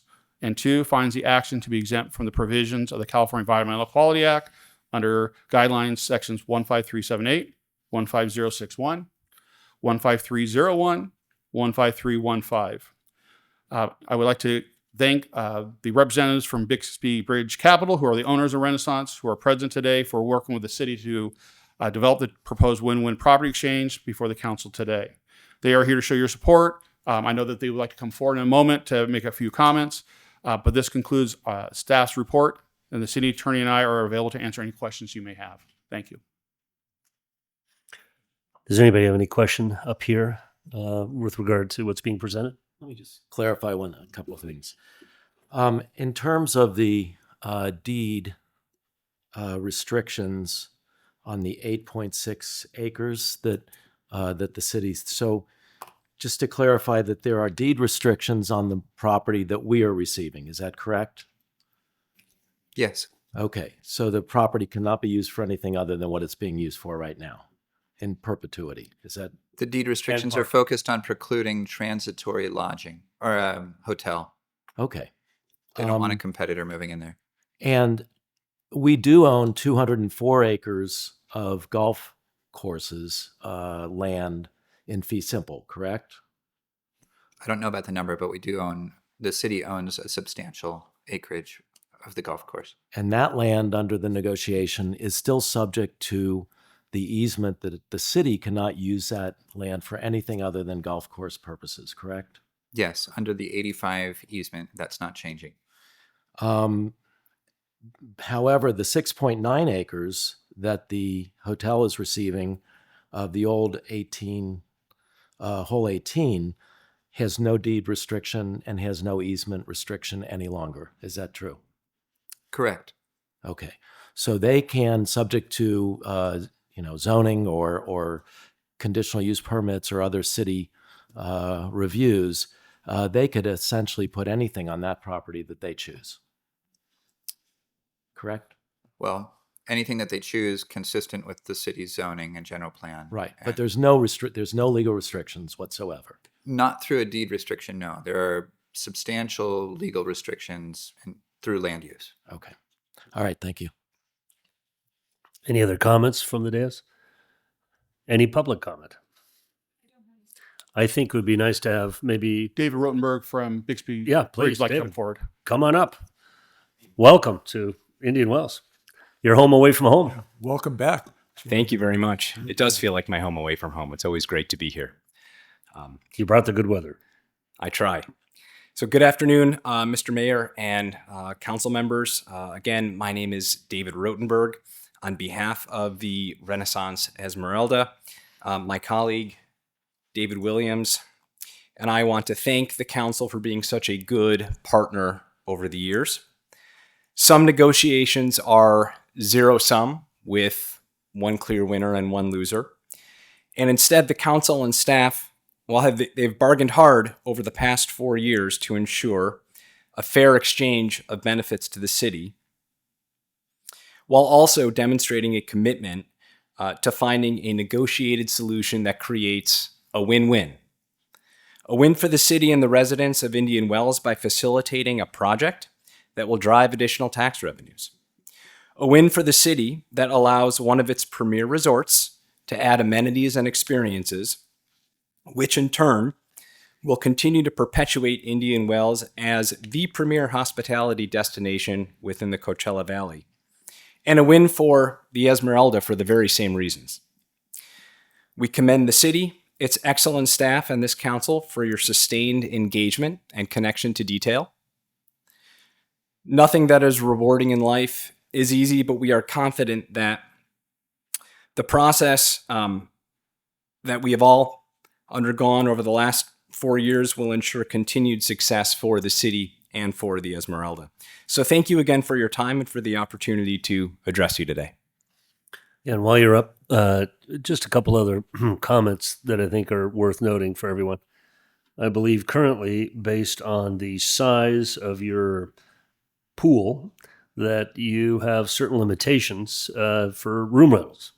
In other words, That's correct. you have a capacity issue, so that you can only rent whatever 80%, 70% of your current rooms, because if you have too many more people, they won't be able to use the pool, and therefore that creates issues. So the goal is to be able to maximize and get to 100% capacity with a larger pool and recreation space, which is the intention ultimately of you guys to build out based on this approval today. That's exactly right. At peak capacity times, we have to leave approximately 80 rooms unsold. Those are rooms for which there is market demand, for which the city would receive additional TOT, that we simply cannot sell because we are limited in our deck space and pool capacity. Great. And so, this past year, you've also enjoyed an increase in the room rental fee, if you will. I think over the past year, which is also goes to your doing a great job at improving the architecture and entryway, the reception area, putting in a new restaurant downstairs. You've done a great job at reinvesting in the property and in the community. And for that, I also want to thank you and appreciate your continued investment. Thank you very much for saying that. This is a very important investment for our company, and we're just going to continue to keep making it better and better. That's our goal. Thank you. Thank you. Any other public comment on this, Madam Clerk? No public comment. Back to the team here. Do you want to have a motion to approve? I move the recommended action, and I'll have some comment if there's. Do I have a second? To the motion. Dana seconds by the raise of a hand. All right. Comments, Greg. I think this deal comes under the category of a no-brainer. Look, if we were to try and make use of this property, we'd have a very large CapEx that we would have to spend. The rate of return on that CapEx is not optimum, to say the least. Whereas if we turn this property back to the hotel, all we have to do is sit back and collect additional TOT. So that's one very positive aspect. The second positive aspect is we have virtually no alternative for additional parking. We are grossly underparked. We desperately need parking. And so while, we're getting $3 million in cash from the hotel for relinquishing the easement, we're also getting a very valuable piece of property. And if we had to go external to the golf resort to find a comparable piece of property, I suspect it would cost us about $1 million. That's what that kind of property is going for in Indian Wells these days. So I think this is very much in the public interest. It's good public policy. It makes all the sense in the world. So I think we should just move forward and get this done finally. Thank you for your comment. Anybody else? Yeah, I again, to David Rodenberg, this has been and to my colleagues, it's been a very difficult negotiation, not only between us, but internally. And nothing is easy when it comes to negotiating these types of situations. And I'm very happy about some of it, especially the ability of the Renaissance Hotel to upgrade their property and provide more available rooms. I think it's great for the Renaissance, and that's great for the city. And the parking. All of this was a process of negotiation. The one reservation I have is a question I ask. I don't understand why we allowed the easement while we were in the process of negotiating this deal, why we're continuing to allow the hotels to have veto power or through an easement restriction on the property that we own in fee simple 204 acres of golf course. We don't know what's going to happen in the future with golf courses, with water, with Indian Wells, there's so many things that could happen. But it's a process of negotiation, and I think you have to compromise at times. So I am going to vote in favor of this project and this deal. Thank you. Thank you for your comment, and noted about the golf course and our ability to make adjustments. And just as maybe a final comment before we vote, and as a fan of golf and architecture, I'll miss the 18th hole. It was a fantastic golf hole. With that said, shall we move to a decision here? All those in favor? Aye. It passes unanimously. I made a mistake early on when introducing today's session. I forgot to pull item I-5. I apologize, but I-5 has been pulled to a later date. So now what we do is we go to the council members' reports. So, Mr. Whitman, I'm going to go to you first, if that's okay. Thank you, Mayor. I attended the Contract Cities event here in the city, as well as the Southern California Association of Governments event that was also here in the city, and went to some very interesting seminars and issues that apply to all of us. Let's see. Let me see what else I need to report on. Is there anything else, Mr. City Manager, that I need to report on with respect to these technicalities of conferences? You reported Contract Cities, I believe. So I think that was the only one you were in attendance We of. did that last time. You reported your Cal Cities one at your last meeting. Thank you. With respect to my committees, I have really gotten a love for the Coachella Valley Children's Discovery Museum. I would hope that in the future, I won't be here, but I would hope in the future that somebody champions a further support for the Children's Discovery Museum. I think it's an incredible place. One of our premier citizens, Dick Oliphant, was the driving force, along with Betty Barker, to build the Children's Discovery Museum. It has quite a bit of use by Indian Wells residents. On the board, including as well as me, there are 3 other residents of Indian Wells on that board. And I know we didn't address this directly at the sponsorship or budget meeting that we had recently. I would hope it becomes a budget item, that we support this museum in some significant way. The last meeting I went to, there is a cash crunch there. They do need our help. They need the help of other contributors. So that's the Children's Museum. Cove Communities, I think I'll defer to Greg. I didn't make it to the last meeting. Desert Sands, we didn't have a meeting. Eisenhower Funding Ad Hoc should be that ad hoc should be gone, right? That we should not have that ad hoc anymore.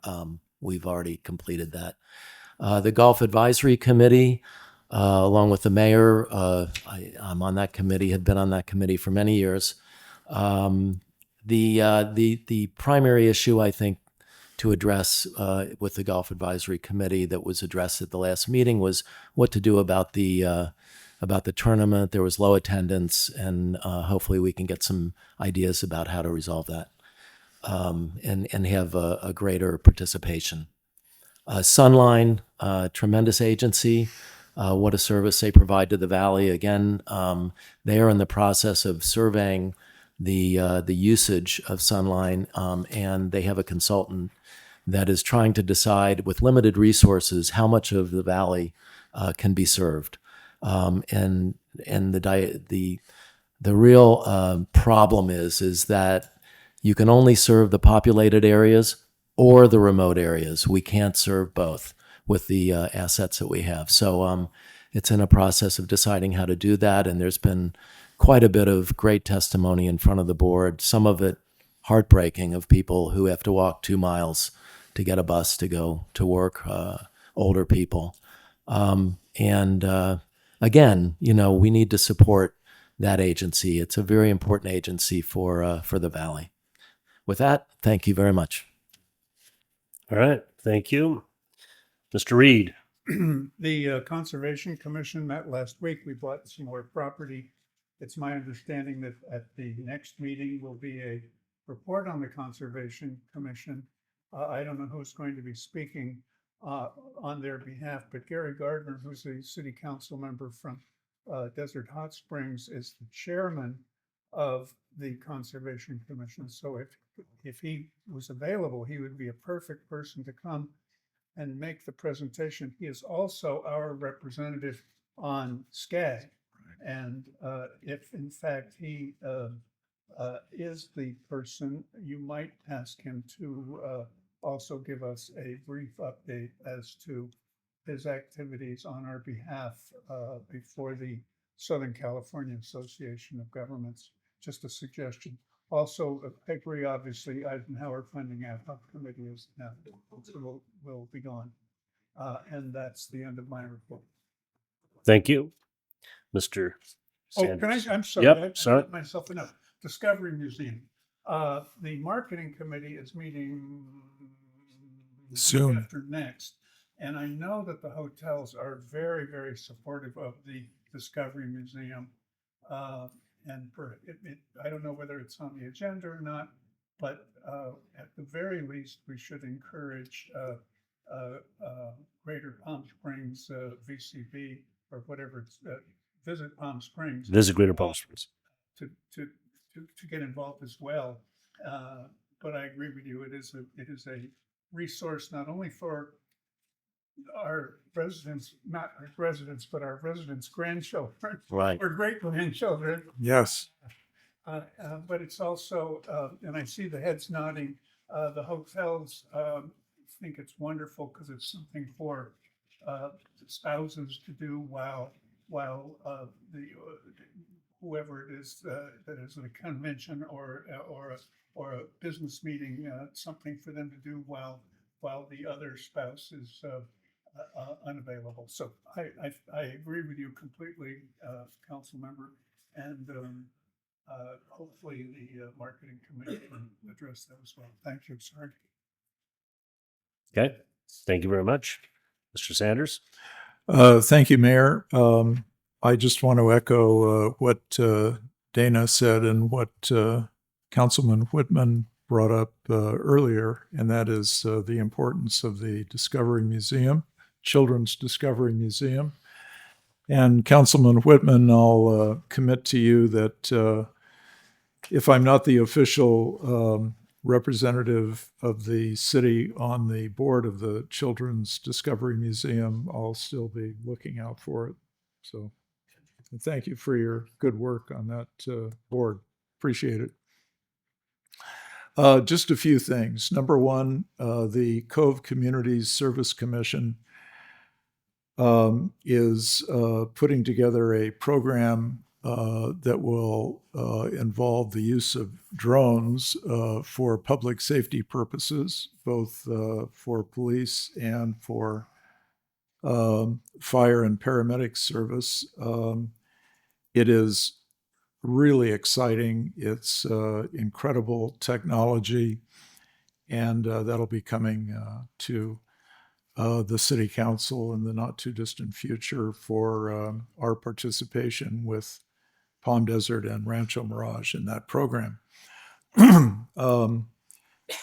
I know that Councilman Penna is working with the Community Activities Commission on the 60th anniversary celebration events for the city of Indian Wells. I'm sure he'll give us a full-throated report at the next council meeting. And finally, the Indian Wells Public Safety Committee, which consists of myself and Councilman Penna, Mayor Pro Tem Penna, we're going to be recommending some e-bike regulations, e-bike legislation. We've had reports from other jurisdictions where it's really gotten out of hand. We had an e-bike strike a pedestrian here in Indian Wells who fell and broke her wrist. So it's something that I think we need to tighten up, and we'll have some proposals for the City Council in the not too distant future. Thank you. Mr. Penn is not here, so I'll go next. CVAG Executive Committee created an ad hoc committee to look at increases in revenue sources, including increased in taxation, to help support the ongoing needs of CVAG, which is foreseeing financial challenges. CVAG Energy Committee and our ad hoc clean air committee. We're beginning to discuss with CVAG their desire to look at dust mitigation. Dust is now an issue. We've all felt it, breathed it over the past couple of weeks. And there's a report coming from Eisenhower Hospital on the health and safety issues, especially for children, Coachella Valley, that will be shared shortly. I saw a first draft. It's compelling. And so we're engaged in a conversation with CVAG to understand the role they want to play in dust mitigation and in helping get access to the land and dealing with the various parties that control the land and then mitigation efforts. On the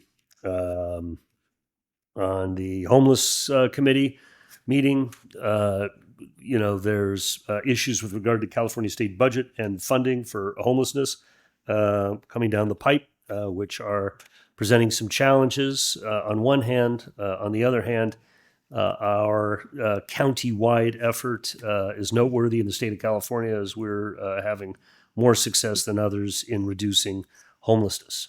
So hats off to especially Coachella Valley. Both of our supportive initiatives are working very effectively.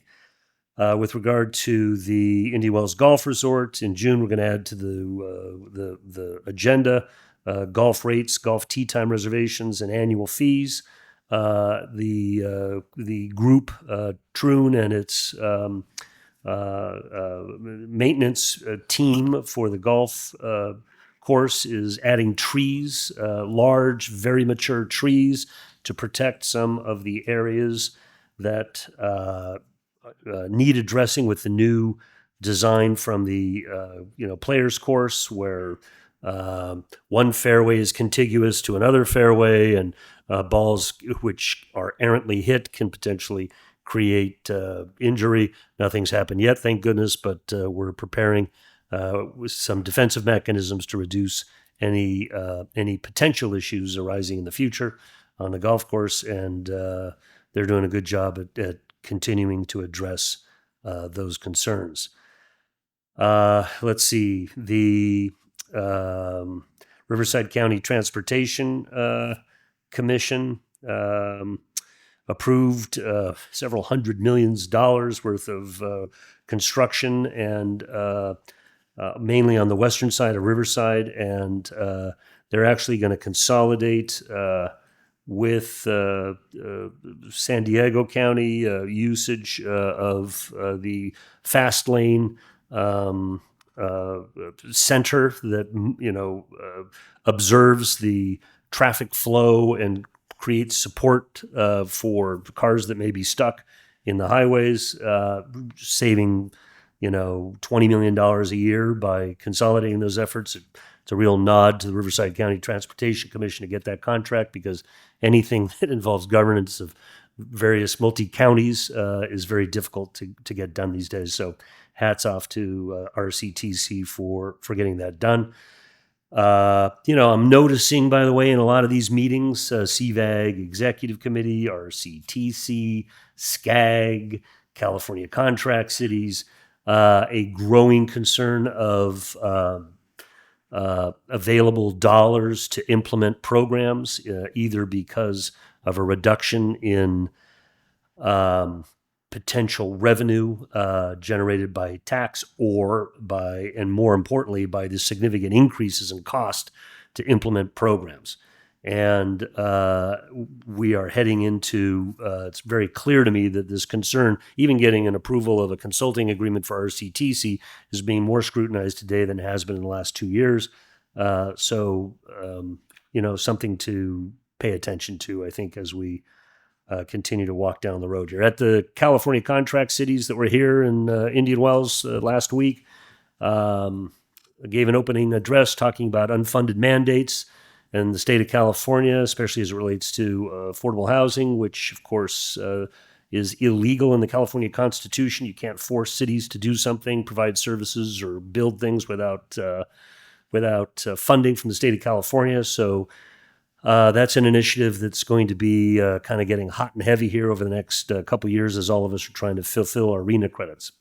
There was a great presentation by Google that has a software that they're implementing in cities across the country that creates a kind of a nice interactive interaction between citizens and the city with regard to potential planning, long-term strategic initiatives, et cetera, that provides an opportunity for the collection of data and then using AI techniques to create kind of mapping on very effective mapping on